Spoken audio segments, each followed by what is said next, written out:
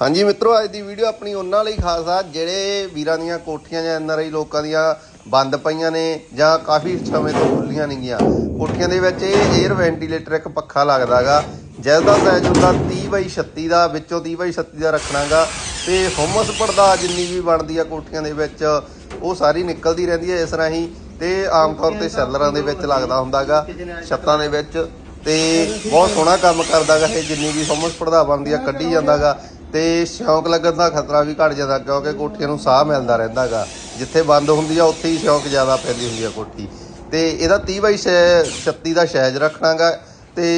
1 foot या 1.5 foot या 2 foot तुसीं जिन्नी भी चनाई लाउणी ला के उहदे उपर ये लग जांदा गा ते आपां ला भी आउंदे आ। बाकी रेट इहदा